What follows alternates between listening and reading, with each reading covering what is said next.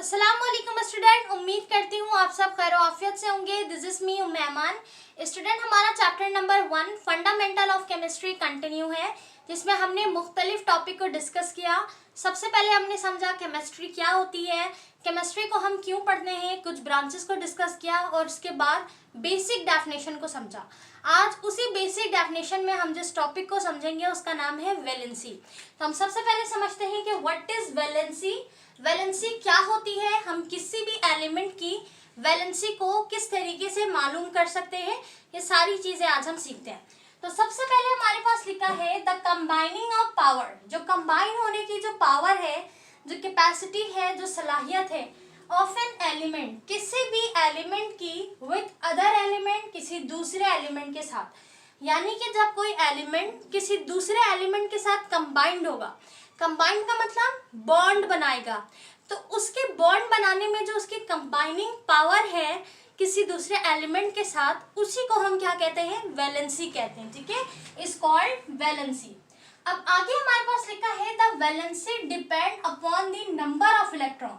अब वैलेंसी जो है वो किसके ऊपर डिपेंड करती है, नंबर ऑफ इलेक्ट्रॉन के ऊपर डिपेंड करती है। कि हमारे पास एक एलिमेंट है, उस एलिमेंट में नंबर ऑफ इलेक्ट्रॉन है, कुछ नंबर ऑफ प्रोटॉन है, ठीक है, उसके बाद हमारे पास न्यूट्रॉन है। अब हमारे पास अगर हम नंबर ऑफ इलेक्ट्रॉन को देखें कि उस एलिमेंट में नंबर ऑफ इलेक्ट्रॉन कितने हैं, तो उसके बिहाफ पर हम बता सकेंगे कि इस एलिमेंट की वैलेंसी कितनी है। ठीक है, किस तरीके से, देखें आगे हमारे पास लिखा है कि electron in the outermost shell. अब इसका क्या मतलब, किसी भी एलिमेंट का हम अगर ले लें, जैसे हमारे पास हाइड्रोजन है, हाइड्रोजन एक एलिमेंट है। अब इस हाइड्रोजन का जो हमारे पास एटॉमिक नंबर है, इसका एक एटॉमिक मास है, एक एटॉमिक नंबर है। तो अगर हम इसके एटॉमिक नंबर की बात करें तो इसका एटॉमिक नंबर होता है 1। ठीक है, हाइड्रोजन का सिंबल होता है कैपिटल H और इसका एटॉमिक नंबर होता है स्टूडेंट 1। इसका मतलब कि अगर हम इसका शेल बनाएंगे तो इसमें कितने शेल आएंगे, एक शेल आएंगे। ठीक है, अब वो डिपेंड कर रहा है इलेक्ट्रॉन में, यानी शेल जितने भी हो, हमारे पास नंबर ऑफ इलेक्ट्रॉन की तादाद कितनी होगी, 1 होगी।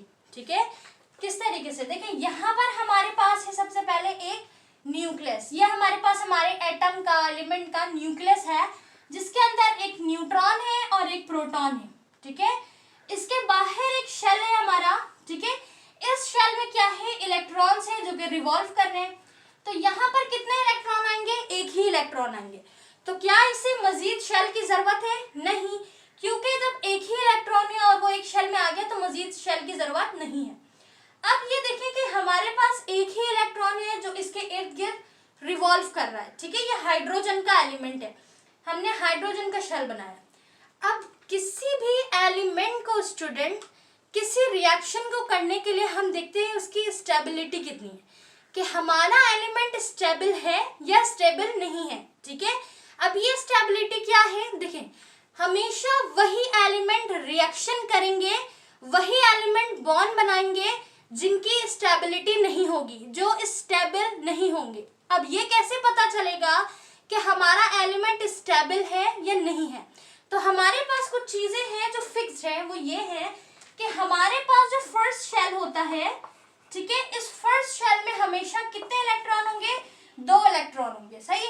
और जो हमारा सेकंड शेल होगा उसमें एटलीस्ट 8 इलेक्ट्रॉन होंगे, तो फिर वो क्या होगा, हमारे पास स्टेबल होगा। अब इस 8 को हम जो है वो ऑक्टेट भी कहते हैं। ठीक है, क्या कहते हैं, ऑक्टेट शेल, क्योंकि इसमें कितने इलेक्ट्रॉन है, 8 है। अब या तो आप देखेंगे कि अगर उस एलिमेंट में एक ही शेल है तो उसमें कितने नंबर ऑफ इलेक्ट्रॉन होना चाहिए, 2 नंबर ऑफ इलेक्ट्रॉन होना चाहिए, 2 होना चाहिए पहले शेल में। और अगर उसमें दूसरा शेल भी है तो दूसरे में एटलीस्ट 8 होना चाहिए, उसका ऑक्टेट मुकम्मल होना चाहिए। तो अगर उसके अंदर 8 है या फिर पहले शेल में 2 है तो फिर तो वो स्टेबल है। लेकिन अगर उसके पहले शेल में 2 नहीं है या पहले शेल में 2 है लेकिन दूसरे वाले शेल में 8 मुकम्मल नहीं है, तो वो हमारे पास स्टेबल नहीं है। फिर उसे जरूरत पड़ेगी कि वो रिएक्ट करे, उसे जरूरत पड़ेगी कि वो किसी और एलिमेंट के साथ बॉन्ड बनाए, सही है। और वो बॉन्ड हमारे पास कौन सी होती है, वो बॉन्ड हमारे पास कोवेलेंट बॉन्ड होती है। ठीक है, अभी तो हम फिलहाल यहाँ बॉन्ड को डिस्कस नहीं करेंगे, अभी हम समझेंगे वैलेंसी को। तो ये जो कंबाइनिंग होने की जो पावर है कि अब मेरे एलिमेंट को कितनी जरूरत है मजीद इलेक्ट्रॉन की कि वो स्टेबल हो सके, वो नंबर ऑफ इलेक्ट्रॉन जो हमारे पास, जो हमें जरूरत है, जो कैपेसिटी है हमें अभी आ सकता है उसमें या दे सकता है, वही हमारे पास वैलेंसी कहलाती है। ठीक है स्टूडेंट, देखिए किस तरीके से हमारे पास यहाँ पे हमने एक और एलिमेंट ले लिया और वो है हीलियम। ठीक है, हीलियम हमारे पास ये रहा। आपकी बुक में एक पूरी टेबल दी हुई है जिसमें 30 एलिमेंट है, जिसके आपको एटॉमिक नंबर साथ ही वैलेंसी बताई गई है। तो यहाँ पर मैंने सिर्फ फिलहाल 4 ले लिए हैं, वो भी रैंडमली लिया है, आगे पीछे आप किसी भी एलिमेंट का लें और इस तरह चेक करें तो आपको वैलेंसी मालूम करना आ जाएगी। हमने सिंपल अभी फिलहाल लिया हीलियम को, जो कि हमारे पास एक एलिमेंट है, इसका सिंबल है He और साथ ही इसका एटॉमिक नंबर है 2 और इसकी वैलेंसी है 0। अब इसकी वैलेंसी 0 कैसे है, ये कैसे पता चला कि हमारे पास जब हमने इसका आउटर मोस्ट शेल देखा। अब अगर हम हीलियम का क्या बनाएंगे, शेल बनाएंगे, तो सबसे पहले ये आ गया न्यूक्लियस, जिसमें एक न्यूट्रॉन है, साथ ही प्रोटॉन है। दूसरा हमारे पास ये पहला शेल, ये तो न्यूक्लियस है, ये है हमारा पहला शेल स्टूडेंट। इसमें हमारे पास नंबर ऑफ इलेक्ट्रॉन की तादाद कितनी है, 2 है। ठीक है, क्योंकि इसका क्या है, इसका एटॉमिक नंबर 2 है, तो पहले शेल में हमारे पास 2 ही आता है। फॉर एग्जाम्पल, सिर्फ आप एग्जाम्पल के लिए कंसीडर करें कि अगर हीलियम का एटॉमिक नंबर 4 होता तो मैं पहले शेल में 4 नहीं डालती, मैं पहले में 2 ही रहने देती अकॉर्डिंग टू दिस। उसके बाद दूसरे वाले में जो बचा, 4 में से 2 बचे, तो पीछे मैं 2 डालती। ठीक है, तो पहला वाला ऑक्टेट मेरा मुकम्मल हो गया। सही है ना। आपने ये नहीं देखना कि शेल कितने, आपने देखना है कि पहले शेल में 2 होने चाहिए इलेक्ट्रॉन, दूसरे शेल में 8 होने चाहिए। ठीक है स्टूडेंट, अब मेरे पहले शेल में 2 इलेक्ट्रॉन थे, इसका मतलब कि ये हीलियम जो है वो स्टेबल है, इसे किसी के साथ बॉन्ड बनाने की जरूरत नहीं है। ये एक हमारे पास नॉन रिएक्टिव एलिमेंट है। नॉन रिएक्टिव यानी किसी के साथ रिएक्टिव नहीं है। अब किसी दूसरे हमारे पास एलिमेंट को जरूरत होगी तो वो आएगा, लेकिन इसके पास इतने है भी नहीं कि ये किसी को दे सके। इसके पास जितना है वो इसके लिए काफी है, ना ये ले सक रहा है ना ये दे सक रहा है, ये बिल्कुल एक स्टेबल एलिमेंट है। तो ये हमारा जो हीलियम था स्टेबल है, लेकिन हाइड्रोजन स्टेबल नहीं है, क्योंकि हाइड्रोजन के पास 1 है। अब हाइड्रोजन किसी को अपना 1 इलेक्ट्रॉन दे देगा, गेन कर देगा। ठीक है, और या फिर वो क्या करेगा, लूज कर देगा, या फिर वो गेन करेगा। गेन मतलब लेना, तो या तो वो हासिल करेगा, गेन करेगा, या फिर वो लूज कर देगा। जैसे अगर हम बात करें वाटर की, वाटर होता है H2O। ठीक है, तो हाइड्रोजन तो हमने देख लिया 1 है। अगर हम इसके ऑक्सीजन का शेल बनाए तो देखिए स्टूडेंट, सबसे पहले ये रहा न्यूक्लियस, न्यूक्लियस के अंदर प्रोटॉन और न्यूट्रॉन, पहला शेल है हमारे पास। ठीक है, और इसमें ऑक्सीजन की कितनी होती है, ऑक्सीजन हमारे पास होता है 8। ठीक है ना, ऑक्सीजन की तादाद होती है, ऑक्सीजन में इलेक्ट्रॉन की तादाद होती है 8। अब इसमें अगर मैं देखूं तो यहाँ पर मेरे पास पहले शेल में आ गए 2 इलेक्ट्रॉन। ठीक है, दूसरा शेल में मेरे पास आ गए 6 इलेक्ट्रॉन, 1 2 3 4 5 और ये 6। ठीक है, तो पहले में आ गए 1 2, दूसरे में आ गए 6 7 8 हो गए इसके। तो पहला शेल जो था वो तो बिल्कुल स्टेबल है, मतलब फिल है, मतलब 2 थे और 2 मौजूद है इलेक्ट्रॉन। लेकिन दूसरे वाले में 6 है, जबकि दूसरे में हमारे पास 8 होना चाहिए। ठीक है, अपना ऑक्टेट मुकम्मल करने के लिए। तो ऑक्सीजन को जरूरत है 2 इलेक्ट्रॉन की, तो वो क्या करेगा, हाइड्रोजन के साथ बॉन्ड बनाएगा, क्योंकि हाइड्रोजन के पास 1 ही है। अब हाइड्रोजन या तो दे देगा या तो ले लेगा। तो इस तरह हाइड्रोजन खुशी खुशी राजी हो गया कि मैं ऑक्सीजन को अपने इलेक्ट्रॉन गेन कर दूंगा, लूज कर दूंगा, दे दूंगा। इससे इसको क्या फायदा मिलेगा, इसको फायदा ये मिलेगा कि यहाँ पर म्यूचुअल शेयरिंग होगी। फॉर एग्जाम्पल, सम टाइम अगर आप स्कूल में देखें तो बहुत से स्टूडेंट ऐसे होते हैं जिनके पास प्रॉपर स्टेशनरी मौजूद नहीं होती।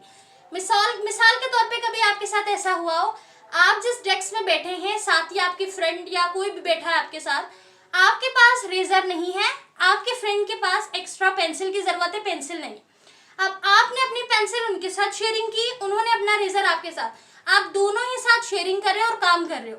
इससे क्या हुआ, उनको जो नीड थी वो भी मिल गई, पेंसिल की जरूरत थी पूरी हो गई, आपको नीड थी रेजर की, आपकी भी। तो ये साथ जो आपने स्टेशनरी शेयर की है स्टूडेंट, तो यहाँ पर म्यूचुअल शेयरिंग हुई है, एक कोवलेंट बॉन्ड बन गया है। बिल्कुल इसी तरह हाइड्रोजन और ऑक्सीजन को दोनों को जरूरत है स्टेबल होने की।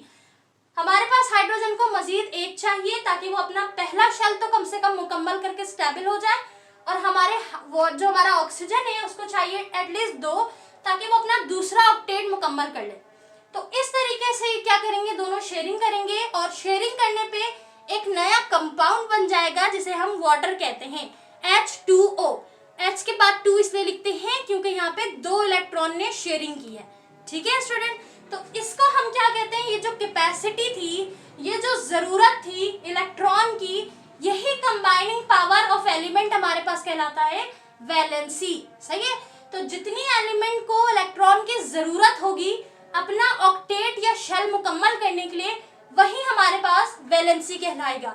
सही है, तो अगर हम देखें कार्बन को, तो कार्बन अगर हम देखें तो ये देखिए, ये कार्बन का होता है टोटल 6 हमारे पास। सही है, अब कार्बन का एटॉमिक नंबर है 6। अगर मैं इसका शेल बनाऊं तो सबसे पहले आ गया न्यूट्रॉन, प्रोटॉन, इसका न्यूक्लियस, साथ ही मेरे पास पहले शेल में चाहिए था मुझे 2, तो पहला शेल तो मुकम्मल हो गया। जो हमारे पास स्टूडेंट दूसरा शेल है, इस दूसरे में आ गए 4 इलेक्ट्रॉन। ठीक है, ये हो गया टोटल 6, अंदर के 2 और बाहर के 4, 6 हो गए। लेकिन मजीद इसको कितने चाहिए, 4 इलेक्ट्रॉन चाहिए अपना ऑक्टेट मुकम्मल करने के लिए। तो ये जो 4 है ये इसकी क्या है, वैलेंसी है। ठीक है स्टूडेंट, तो इस तरीके से हम किसी भी एलिमेंट की वैलेंसी बता सकते हैं, किस चीज को देख के, उसके आउटर मोस्ट शेल को देख के। सही है, तो बॉन्डिंग क्या है, बॉन्डिंग क्यों हो रही है, बॉन्डिंग अगर आपसे कोई पूछे कि बॉन्डिंग क्यों होती है, तो एलिमेंट बॉन्डिंग करते ही इसलिए है ताकि वो अपने आप को स्टेबल कर सकें। ठीक है, अपने आप को स्टेबल करेंगे किस तरीके से, अपने ऑक्टेट को मुकम्मल करके, तो ये हमारे पास कहलाती है वैलेंसी। अब आपके पास टेबल में टोटल 30 एलिमेंट दिए हुए हैं, आप उसे अच्छे से पढ़ें समझें ताकि आपको क्लियर हो जाए कि कौन से एलिमेंट का एटॉमिक नंबर कितना है और उसकी वैलेंसी की जरूरत कितनी है। ठीक है, इस तरीके से जैसे हमारे पास हीलियम है, हीलियम की तरह साथ ही हमारे पास नंबर 10 में आपको दिया होगा नियॉन। नियॉन के पास होते हैं टोटल 10, यानी इसकी एटॉमिक नंबर है 10। 2 उसके अंदर शेल में आ जाएंगे, बाहर वाला जो दूसरा शेल है उसमें 8 आ जाएंगे, तो वो भी एक नॉन रिएक्टिव एलिमेंट है, यानी वो स्टेबल है। तो ये हमारे पास था वैलेंसी का टॉपिक। आई होप आपको क्लियर हो गया होगा। अब हम अपने अगले टॉपिक को समझते हैं। नाउ स्टूडेंट, अब हम जिस चीज को डिस्कस करेंगे वो हमारे पास है मिक्सचर। अब मिक्सचर क्या होता है स्टूडेंट, मिक्सचर और सॉल्यूशन में एक बहुत ही बड़ा फर्क है। ठीक है, आपकी बुक में कुछ टेबल दी गई है जिसमें आपको एलिमेंट, कंपाउंड और मिक्सचर का डिफरेंस दिया गया है। आपने इस टेबल को लाजमन याद रखना है, याद करना है, क्योंकि आपके पेपर के लिए अहम है, पेपर में आपके आ सकता है। ठीक है, हमने कंपाउंड को डिस्कस कर लिया है, एलिमेंट को डिस्कस कर लिया है, अब हम मिक्सचर को डिस्कस करेंगे। उसके बाद इंशाल्लाह आप आराम से वो टेबल याद कर सकते हैं ताकि आप पेपर में अटेम्प्ट कर सकें। तो मिक्सचर है क्या, देखिए सबसे पहले लिखा है व्हेन 2 और मोर देन 2 एलिमेंट्स, कि हमारे पास 2 या 2 से ज्यादा एलिमेंट या फिर कंपाउंड, यानी कि ना सिर्फ एलिमेंट बल्कि कोई कंपाउंड भी जब फिजिकली कंबाइन होगा। ठीक है, यहाँ पे लिखा है फिजिकली, नॉट केमिकली, केमिकली नहीं बल्कि फिजिकली जब दोनों कंबाइन होंगे, कोई एलिमेंट हो या कोई कंपाउंड हो, जब फिजिकली एक जगह कंपाउंड में क्या हो जाएंगे, कंबाइन हो जाएंगे विदाउट एनी फिक्स रेशियो, किसी फिक्स रेशियो के साथ नहीं। अब ये फिक्स रेशियो क्या है, अगर हम इसे थोड़ा सा समझे तो जैसे आपके पास है वाटर। ठीक है, वाटर एक बिल्कुल फिक्स रेशियो है। वाटर का रेशियो क्या है, 2:1। 2:1 का रेशियो बनाकर हमारे पास वाटर मौजूद है, जिसका रेशियो कोई भी चेंज नहीं कर सकता। लेकिन अगर हम मिसाल लें कि जब भी कोई बंदा कुछ बनाता है, हर इंसान के बनाने का तरीका अलग अलग होता है। जैसे मिसाल के तौर पे आपके घर में जो सालन बनता है, जो खाना बनता है, उसमें आपकी वालदा या जो भी आपकी सिस्टर खाना बनाती हैं, जिनकी रिस्पॉन्सिबिलिटी है, जब वो खाना बनाती हैं तो अपने हिसाब से वो अपने सालन के मुताबिक, अपने खाने के मुताबिक उसमें वो स्पाइसेस क्या करती हैं, ऐड करती हैं। ठीक है, कि उन्हें इतना नमक डालना है, इतना ये मसाला डालना है, इतना ये। बिल्कुल इसी तरह हर घर का अपना अपना क्या है, तरीका है, अपने अपने तरीके से, अपने मेथड से वो अपने खाने को बनाते हैं। सही है, इसी तरीके से यहाँ पर क्या है, कोई फिक्स रेशियो नहीं है। ऐसा नहीं है कि इतना डलेगा तो इतना ही डलेगा। जैसे वाटर में कि यहाँ पर 2:1 है, हाइड्रोजन के 2 ही एलिमेंट और ऑक्सीजन हमारे पास, ठीक है। तो क्या है कि यहाँ पे फिक्स है, लेकिन आप किसी मजीद चीजों में देख लें तो उसमें फिक्स रेशियो आपको नहीं मिलेगा। तो जिसमें आपको फिक्स रेशियो ना मिले और वो फिजिकली कंपाउंड हुआ हो, फिजिकली कंबाइन हुआ हो, तो वो हमारे पास कहलाता है मिक्सचर, ठीक है। आगे हमारे पास लिखा है कि यहाँ पर टाइप ऑफ मिक्सचर है, कुछ अहम टाइप दी गई है। There are 2 main types of mixture. Mixture के 2 टाइप है। सबसे पहले होमोजेनस, दूसरा हेट्रोजेनस मिक्सचर। होमोजेनस मिक्सचर और हेट्रोजेनस मिक्सचर में फर्क है, और वो फर्क ये है कि हम होमोजेनस मिक्सचर को क्या करते हैं, इनको हम सेपरेट नहीं कर सकते। किस तरीके से नहीं कर सकते?